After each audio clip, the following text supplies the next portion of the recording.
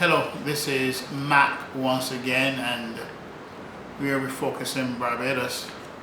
I have been away for some time, and it's because of business. Business has been very, very hectic in the sense that we had to button down and really look at some very crucial things that were affecting us. Businesses has not been like what it used to be.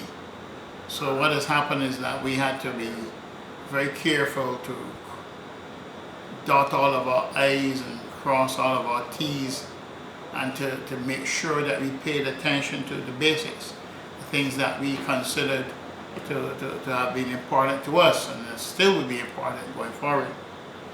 Also, we were looking at charting a new course for the business, and that took some time in terms of planning and so on. So we made that priority. Not that Refocusing Barbados is not priority. Yes, it is. But we want to keep the business going because it's a family business and it's passed down to 2 generations, and I want to make sure that it continues into the 3rd generation. But since we have been away, there are a lot of issues that really came to the fore. Some were not well dealt with, and I must say I was disappointed in the way some things were handled. But I want to look at 2 things today. Number one, government's position on population growth, and 2, the problems of water in this country. The government idea of population growth is a good idea, I must say. I have been critical of the government in the past, but the truth is that is a good idea. And I think the government erred, and I would say I know the government erred early in 2008 with this policy of sending home so many of our Caribbean brothers and sisters who were here living and working and so on. What had happened at the time, it wasn't carefully thought out. It seemed to have been done out of spite. And what happened was that there were so many people, and there weren't 100 or 200 people, apparently there were a few thousand people who were sent home from Barbados. Now those people were here paying for food and rent. They had to pay bus fares. They had to pay to use the system. So they were contributing. They cannot live here freely. They have to contribute because they have to eat. They have to get from one point to another. And you take a few thousand people out of a small country and you deport them, what happens? The country will feel the effects of that decision. So however, now we are back to this point where the government probably has seen the folly of its way. And I must say the Stewart administration's position is a lot different from the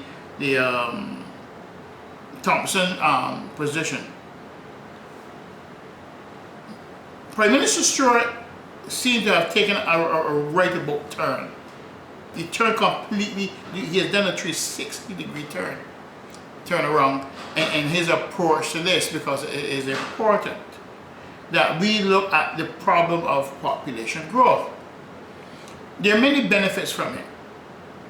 We have a population now of 270,000 people, 270, 280. What if our population went to 400, 450,000 people? Those people have to eat. Those people have to live. They have to pay their way. All of a sudden, the market has become bigger. So businesses can grow, businesses can get bigger, a lot more businesses can spring up because the population is much bigger. And if you look at the United States and its approach to its population growth, where they have an aging population, I think it's over 1 million people they take in every year. So the senators suggestion that we pay married couples to have babies would not take care of the problem. I think that's a very, very, that approach is very, very poor. It doesn't deal with the real problem, because the problem is now. You're going to wait to 18, 20 years for those children to become mature. And Bajans do not want big families anymore. A lot of families out there, a lot of women and men out there, they want to have 1 or 2 children, and that's it. So the fastest way for us to grow our population is through immigration. We need to increase our population through immigration, but we have to be selective in who we take in. In the United States, when I was in college, they wanted the best minds. And I knew some fellows there, they were from Africa and South America. These guys were brilliant guys. And they sought them out. Employers sought them out because America wants the best minds, and we want the best minds here. The truth is, I don't know how attractive Barbados would be at this time with its poor economy. People would not be attracted to Barbados. So I think first we're going to have to look at fixing the economy, and then look at bringing in more people into the country. On the water issue, this is unfortunate, and this has been going on from the time I was a little boy, and it seems to be getting worse every day, every year. Every year, around the time of the crop, the sugarcane crop, we had serious problems in getting water in St. Joseph, places like Mellows Hill and those areas. We had serious problems in getting water. The pipe used to go off every single day. Andrews was working, and there was not enough water for us in places like Mellows and Melvins Hill and Sugar Hill and those areas. We expected that, we looked out for it, and we knew it was a crop, so we expected that we would have water shortages. But it has reached a point now which I think is a crisis stage. We have to fix this. But I am seeing this as a problem of management. We need to manage the problem.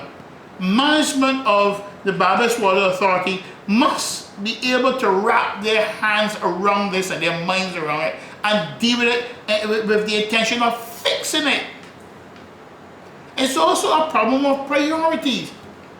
You spent $80 million to build an office building in the Pine, but you could not find $20 or $30 million to get water to the people of this country who suffer every year. That's misplaced priority.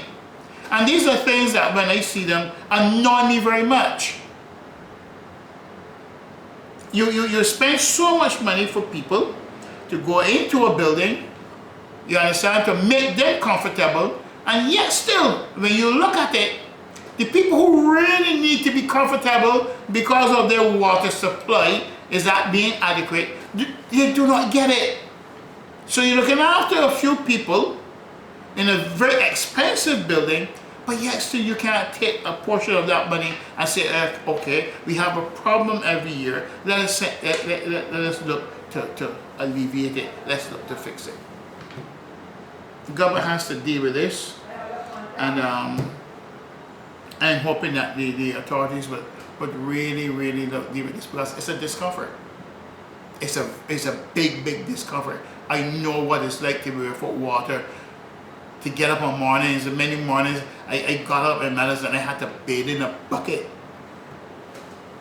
And it's those times when you have to bathe in a bucket of water, you realize you don't need to have your tap running all day long to get a shower. You're surprised how much one bucket can do. Thank you, and this has been Refocusing Barbados.